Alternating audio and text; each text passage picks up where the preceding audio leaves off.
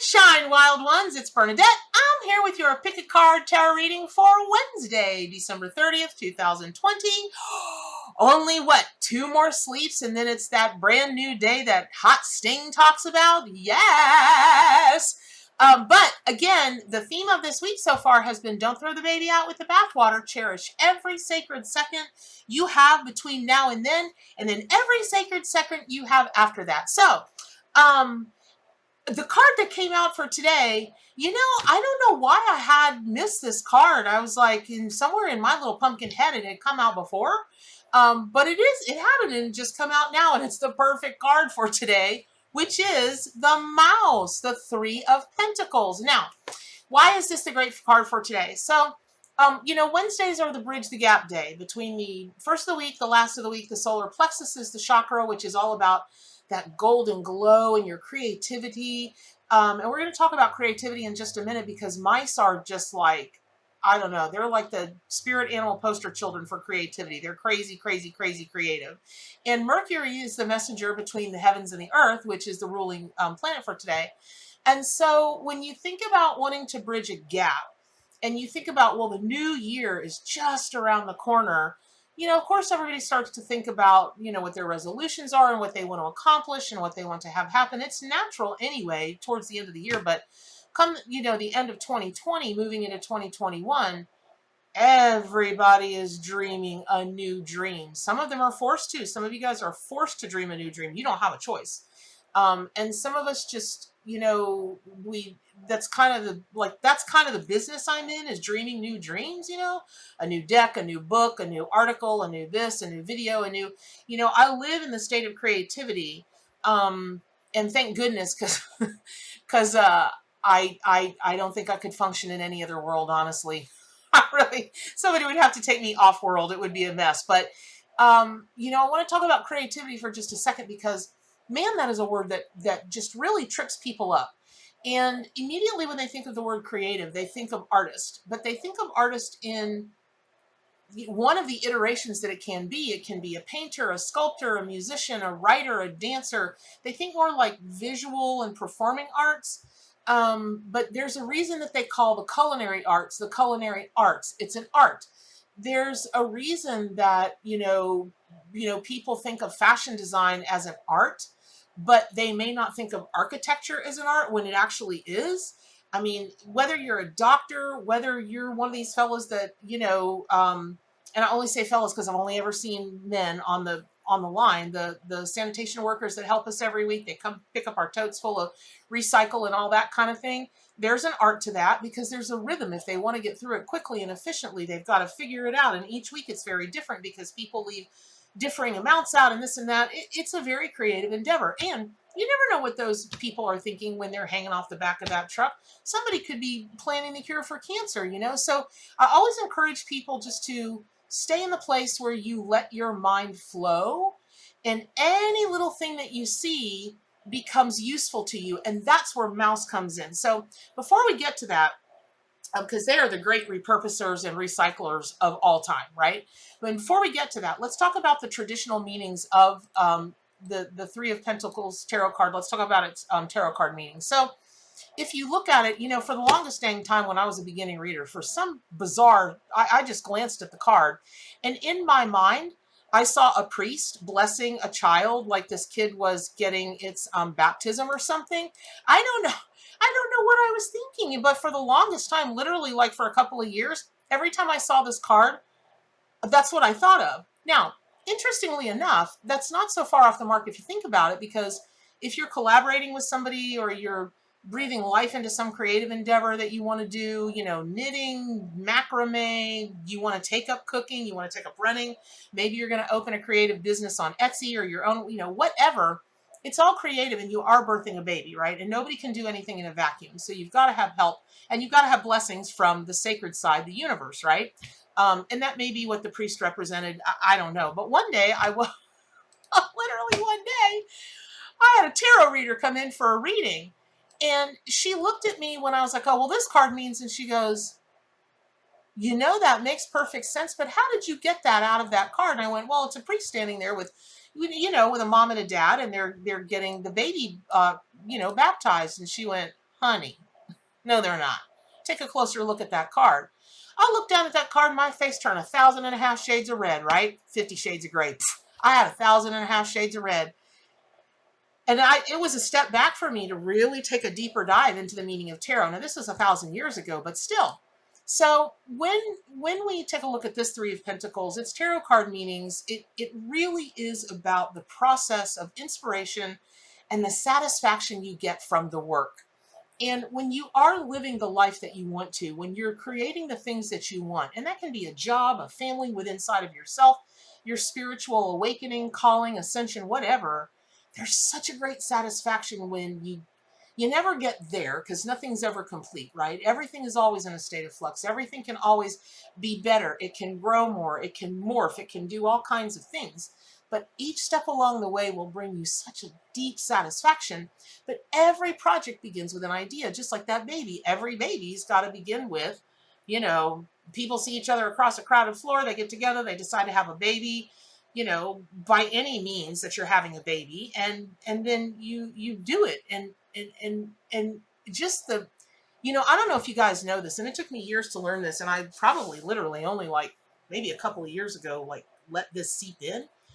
But other people you inspire joy when you're on the track of something, even when it's going badly. Others like to watch others go through the process, and they share in the joy, they share in the accomplishments, they do. And man, that's a great gift. And I thank all of you guys that do that for me in the ARC and the book that's coming out next year. I'll show some samples of some covers we're working on next video that I do, or maybe a few videos from now, depends on when they're ready. But I really appreciate that. And in this card, it is, we can't see what the sculptor is carving.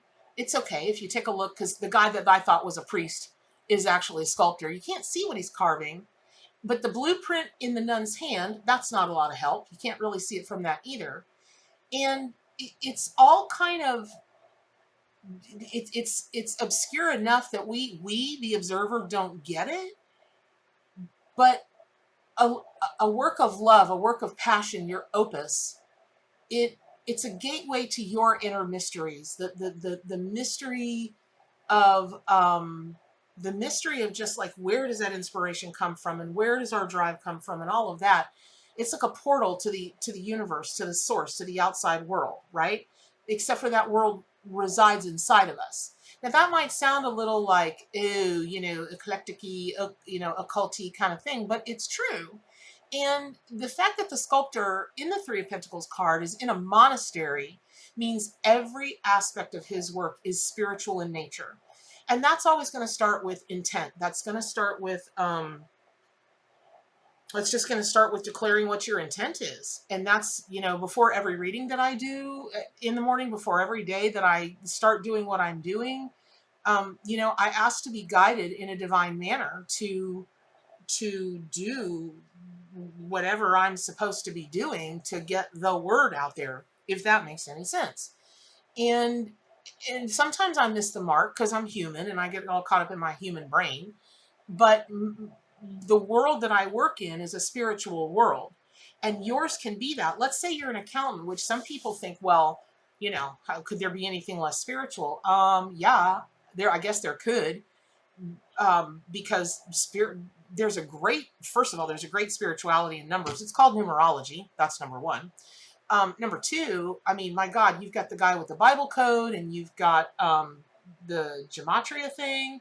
I think I'm pronouncing that correctly. And then you've got just the sheer worldly fact that if people aren't there, if there aren't bean counters out there watching the money and making sure it's taken care of, as you saw this year, the world can come to a screeching halt. Now, money is, don't get me started on the subject of money and how that's not a reality, and it's just all, nonsensical nonsense that we buy into, and we have to some degree, but you get where I'm going with this. So whatever this thing is that you want to start, of course, this is the perfect time of year to do it, the perfect kind of time of day to turn your attention to it. Think about it in a sacred way, no matter what it is. Don't poo-poo whatever you're doing as not being a sacred work or spiritual in nature, because it is.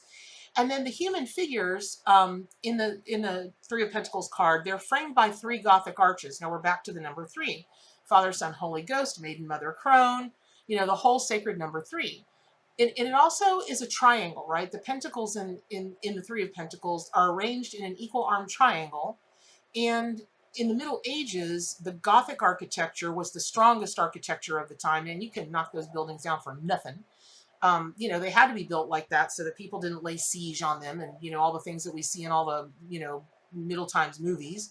And so you've got a structure of three and a triangle, and it's really sturdy, and it's the divine triad, and it's all these things that are, y'all, it's trying to tell you that whatever you're going to do is going to be long lasting. It's going to be strong. You're going to be strong enough to do it. So just do it. We could really stop the reading right there, but we have to get to Mousy Mouse because they're the cutest things ever.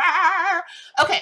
So just know that you're being urged. You are being urged in this moment to create something beautiful.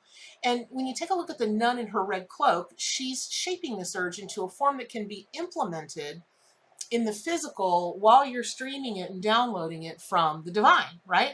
She's the architect, so to speak. Now, when we get to mice, well, first of all, a mouse is part of the Chinese zodiac, right? And if you're born in the year of the rat or year of the mouse, you are, according to Chinese lore and legend, man, you are destined to be some kind of overachiever. Like, you're going to be very shrewd. You would make an amazingly shrewd business person.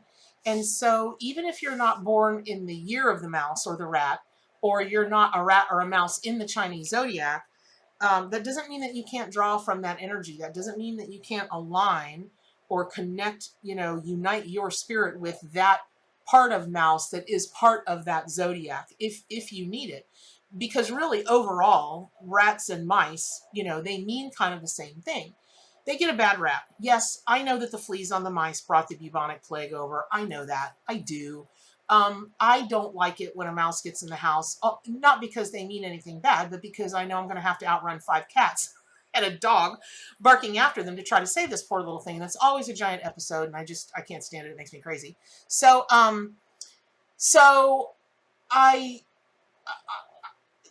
they're tiny little things, and they can have some downsides to them. But from a symbolism and meaning standpoint, let me tell you something. The god of the sun, Apollo, considered mice sacred. And because they would predict storms and they would jump off of ships, not a very good outcome for them, but certainly it was helpful to the people in the ships.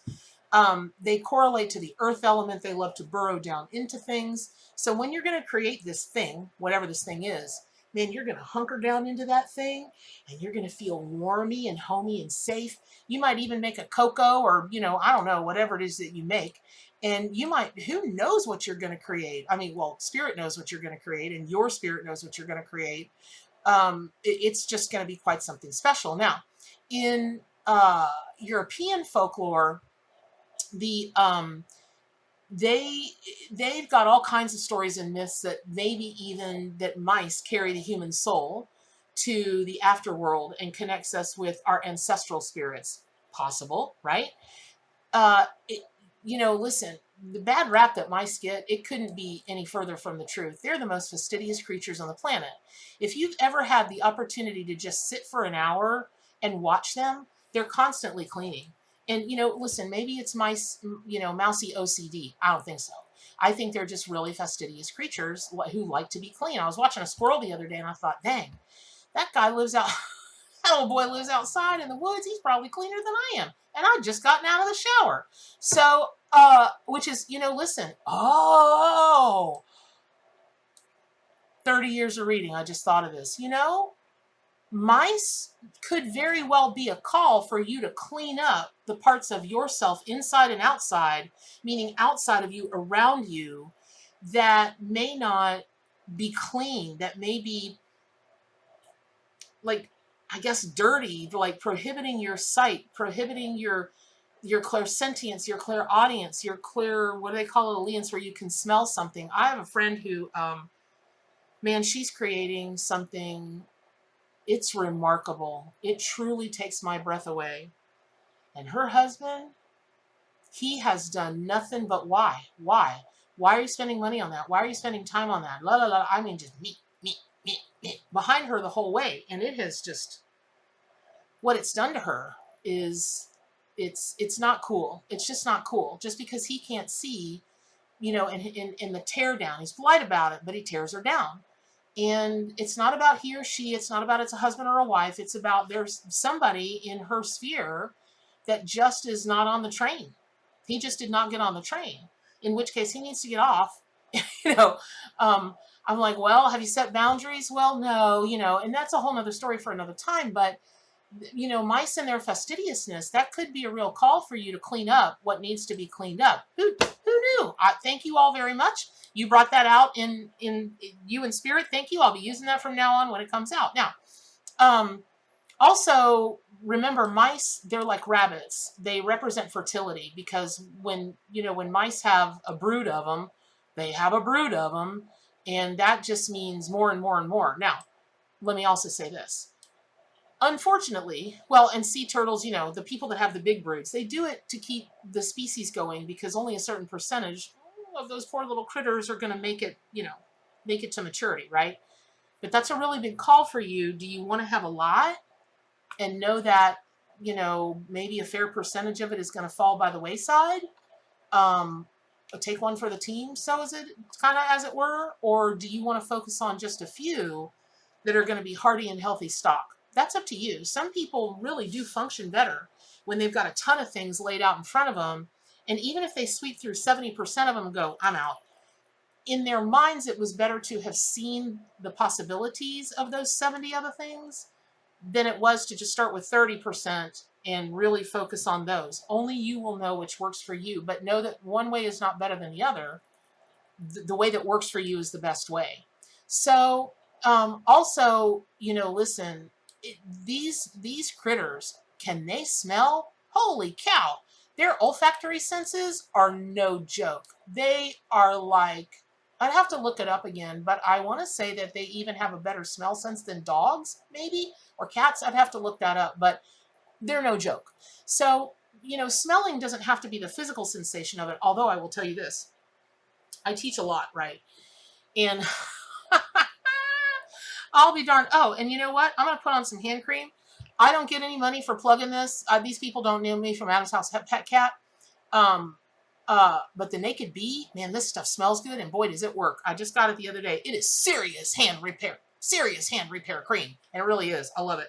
So, my gosh, the amount of students that will come to me, which is pretty much like 97% of them, if they're progressing in class and they're really getting their spidey senses attuned, they'll come to me and they'll go, listen, I think really weird things are happening. And I'll go, yay! Tell me. We love stories about weird things. And they'll go, all of a sudden I can smell things that, like, I don't know, like I can smell this miles away, or the odor of this it makes my eyes water now, or this or that. I'm like, right, because you're attuning your entire instrument, which is you, to the sensitivity. Excellent work. And you can control that anytime you want. I tend to be like a psychonaut, like astronauts but psychic. I want to see how far I can push things, right? So I let my freak flag fly. And consequently, that has saved my behindy and other people's hiney a few times. One of which being on a plane and going, y'all smell that? And the gal behind me, who was with my group that I was traveling with, she's a firefighter. And she goes, that's fire. And we're looking at each other, and all the kids around us and the parents, they're like, oh, Bernadette, blah, blah, blah, blah, blah. Oh, this other person's name, blah, blah, blah, blah, blah. And we're like, we smell it. So we called the airline attendant over, and we were like, do you smell that? And she's like, no. And I'm telling you, we were the only two that could smell it in like the whole back half of the cabin. So they had the pilot come out.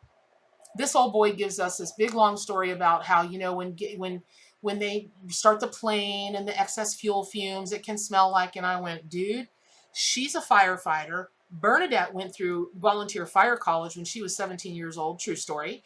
And I have a really highly developed sense of smell. I'm telling you, there's a fire somewhere on this plane. Please do not lift this plane off. Please call some. They took off, and guess what happened? We hit altitude, and guess what happened? The entire back of the plane filled with smoke. And guess what happened? We had to make an emergency landing in Las Vegas. And guess what happened? I have to be heavily medicated before I can get on a plane now. It is what it is. And you've never been scared. You know things are serious, but I guess you don't know how serious until you hit the runway and you're down, and there's still 150 emergency vehicles there because they don't know if you're going to crash. They don't know if the thing's burst into flames. They don't know if people, they don't know. Lord, I don't know that I've ever had as much tequila. I poured myself. Oh, actually, we stopped in Arizona. Pardon me. We stopped at the Phoenix airport because there was a great little bar there, and I don't think I've ever had as much tequila in my life. They had to lift me back on that plane. But anyway, because I was going to drive back to Florida in a minivan with anybody else that wanted to come with me. But the reason I go into that whole story is danger can be the most subtle thing, and we might not see it at the time. But the flip side of that, you guys, is success. And you might not be able to see it at the time. It's like Toucan Sam says, the nose knows, right? I think I'm going to name this reading, The Nose Knows. And, follow your nose. It always knows. And a little toucan guy dancing everywhere on the basically it's sugar and carbs in a box. I love that stuff. So use your sense of smell, use the resources that you have available to you, because you're going to be really surprised what repurposing something, recycling something, because that's what they do, mice, when they want to build their nest. Man, they'll find anything. You go into a big old colony and you find they've been gathering for years, you may find a television there from the 1950s. Who knows? You could find, I don't even know. You know what? Jerry Garcia is probably buried somewhere with a bunch of mice. They probably came and got him, and they got him down there, like this. I don't know. But they are quite something to watch. And I always laugh when people think, well, they're just dumb animals because they get on that wheel and they go forever, never, never. They're not smart enough to get off the wheel. I'm like, no, they're not trapped on that wheel. They're going to stay on that wheel as long as they want to stay on that wheel. And who knows what they're thinking while they're on that wheel. Now, having said that, let me also say this. That's a call about the speed with which to pursue your dream or your creative endeavor. You may need to go at breakneck speed, or you may need to dial it back a notch. But you've got to be aware of what's going to work for you, and in the moment that it's going to work for you, because that's going to be a big thing. But you know what will know? Your nose. Your nose will always know. Okay, cool. All right, y'all. I really hope that was helpful. I can't even wait to see the animals that come out for New Year's Eve and New Year's Day. I've never done a big collective reading for that. So I thank you for joining me. It's going to be such huge fun and such a huge honor. And so I'll see you guys tomorrow and the next day and the day after that and the day after that. And through it all, you know what we're all going to do? We're going to stay wild.